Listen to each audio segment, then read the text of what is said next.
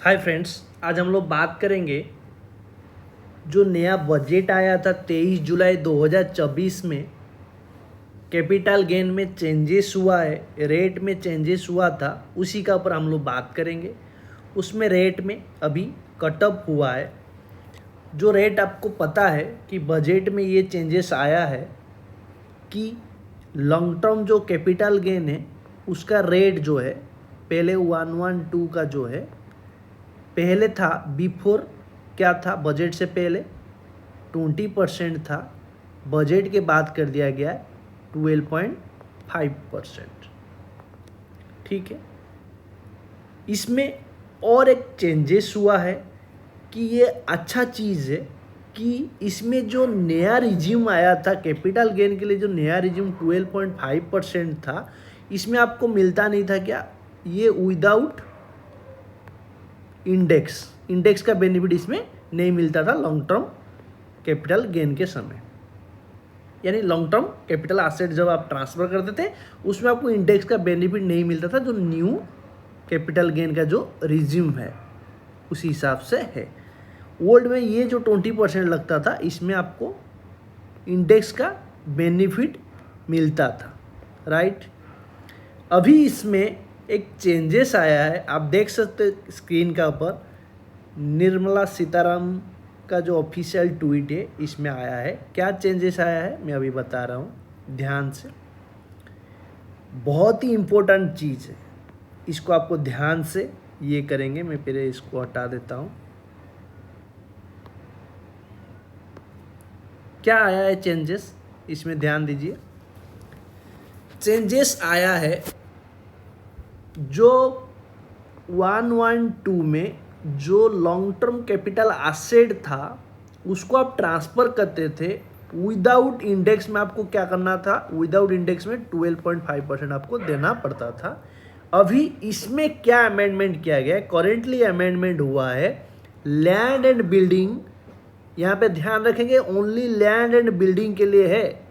यहाँ पे ध्यान रखेंगे ये चीज़ को, land and building asset acquired by, यहाँ पे कौन, individual and HUF. Individual HUF को सिर्फ मिलेगा बिफोर 23 जुलाई 2023, यानी 23 जुलाई 2024 पहले इंडिविजुअल एचयूएफ कोई लैंड हो, बिल्डिंग हो या फिर बोथ, यहाँ पे वही चीज़ बताया है कि बोथ, तो फिर आपको इसमें क्या अमेंडमेंट है, क्या बेनिफिट मिलेगा, अभी इसमें नीचे बात करेंगे।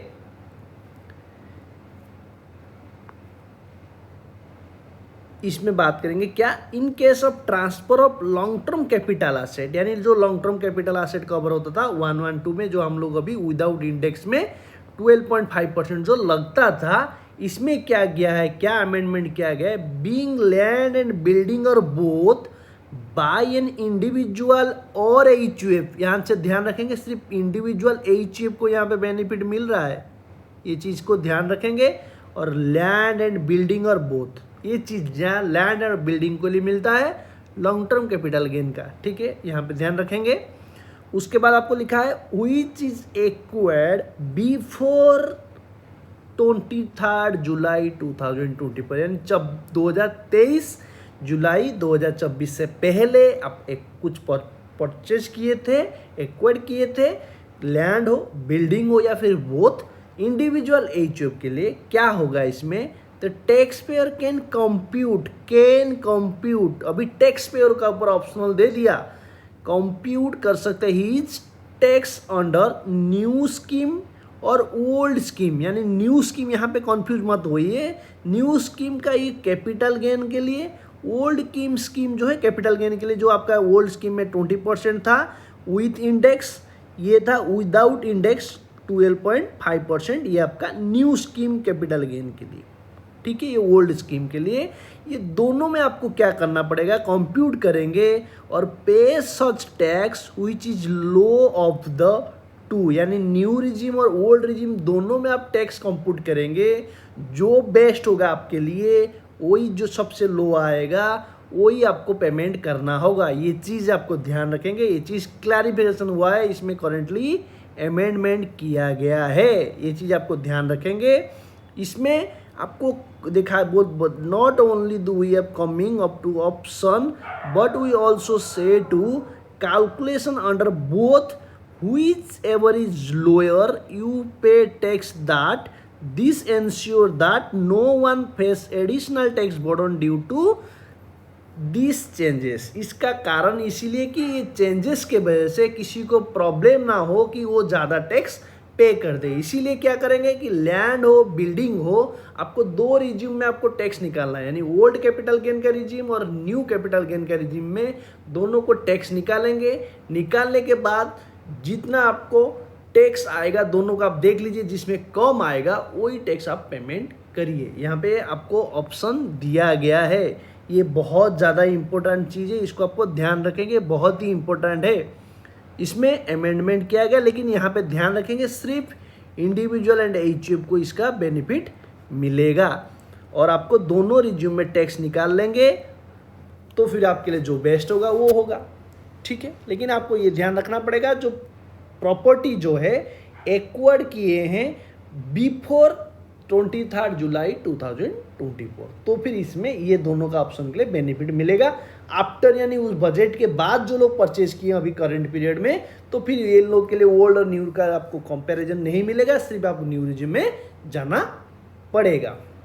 तो अभी मोटा मोटी आपको समझ में आ गया, तो मैं अभी आपको समझाता हूँ कि आपको कैसे आपको निकालेंगे, कैसे दोनों का रिज्यूम के निकालेंगे। थोड़ा मैं यहाँ पे आपको गाइड कर देता हूँ।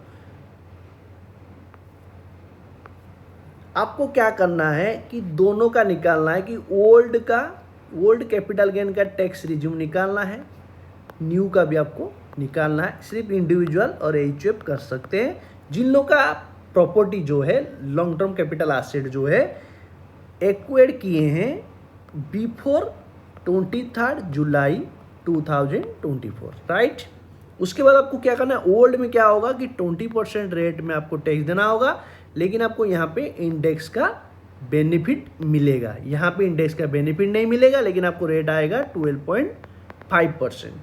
तो आपको क्या करना होगा इसमें आपको क्या करेंगे मैं आपको बता दूं। इसमें आपको क्या करना है, सेल्स वैल्यू लेना होगा, जो वैल्यू आपका सेल्स है उसमें से ट्रांसफर एक्सपेंस लेस कर देते हैं। नेट सेल कंसिडरेशन आपको आ गया, नेट सेल कंसिडरेशन अमाउंट आ जाएगा, उसमें से आपको लेस करना है index cost of acquisition. Index निकालेंगे आज का डेट में क्या उसका वैल्यू है, जिस दिन आप परचेज किए थे उसका क्या इंडेक्स था उसको आपको करना होगा। उसके बाद ये अमाउंट निकालेंगे। उसके बाद आपको इंडेक्स कैसे निकलेंगे मैं आपको यहाँ पे भी थोड़ा बहुत आपको बता देता हूँ। इंडेक्स कैसे निकलेगा यहाँ पे आपको बस डिवाइड कर देता हूँ।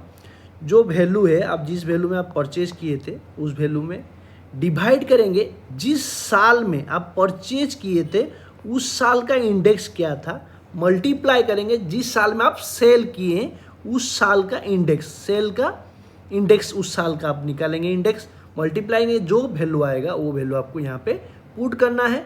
कोई इंप्रूवमेंट होगा तो उसका भी इंडेक्स कर निकाल देंगे, दोनों में कंपेयर दोनों इससे ये लेस कर देंगे, जो आएगा वो आपका पॉजिटिव हुआ तो वो कैपिटल गेन हो जाएगा लॉन्ग टर्म कैपिटल, नेगेटिव आया तो लॉन्ग टर्म कैपिटल लॉस हो जाएगा। तो उसका ऊपर आपको क्या करना होगा 20% टैक्स का हिसाब से टैक्स निकालेंगे। ये हो गया आपका ओल्ड रिजिम का हिसाब से, राइट। अभी मैं आपको न्यू रिजिम का बताऊंगा। न्यू रिजिम में क्या होगा मैं आपको न्यू रिजिम में बताऊं। न्यू रिजिम में आपको डायरेक्ट सेल वैल्यू आपको निकालना है, लेस कर देना है आपको डायरेक्ट यहाँ पे ट्रांसफर एक्सपेंस लेस कर देंगे, जो वैल्यू आया नेट सेल कंसिडरेशन उसमें से आपको यहाँ पे ओल्ड में आपको इंडेक्स का बेनिफिट मिलता था, डायरेक्ट यहाँ पे आपको कॉस्ट ऑफ एक्विजिशन आपको लेस करना होगा जितना में आप परचेज किए थे। बाकी जो नेट अमाउंट आया पॉजिटिव होगा तो गेन हो गया, नेगेटिव आया तो लॉस हुआ। तो पॉजिटिव आएगा तो उसका ऊपर आपको टैक्स कितना देना है 12.5% का टैक्स निकालेंगे। तब फिर आपको ये दोनों में आपको कंपैरिजन करना होगा कि कौन सा आपके लिए सुइटेबल है, यानी कौन सा टैक्स रेट कम आएगा, तो उसी को आपको टैक्स पेमेंट करना है। ये चीज़ आपको ध्यान रखेंगे, राइट। ये चीज़ आपको ध्यान रखेंगे। ये आपका अभी नया अमेंडमेंट है, इसमें बहुत अच्छा चीज़ किया गया है कि इसमें बहुत सारा ऑपोजिशन ने बहुत इसमें पार्लियामेंट में बहुत अपोज किए थे इस बिल को। इसमें बहुत कुछ चेंजेस जो कैपिटल गेन की इशू के लिए, तो बहुत सारा आदमी का लॉस हो रहा था, तो ये अच्छा चीज़ की है, ठीक है। आई होप इस वीडियो अच्छा लगा। बहुत सारा इसमें आदमी लोग को बहुत कन्फ्यूजन थे, बहुत को थोड़ा ये लगता था कि यार ये क्या कर दिए, प्रॉपर्टी मेरा जो पुराना प्रॉपर्टी में अभी सेल करूँगा तो क्या कैसे टैक्स लगेगा। तो ये वीडियो सबके पास शेयर करिए और मेरा चैनल को सब्सक्राइब कर लीजिए, प्लीज़ सब्सक्राइब करिए, क्योंकि इसी तरह आपको इनकम टैक्स, जीएसटी सारा बेस्ट यहाँ पे जितना हो सके मेरे से मैं वीडियो अपलोड करता हूँ, ठीक है।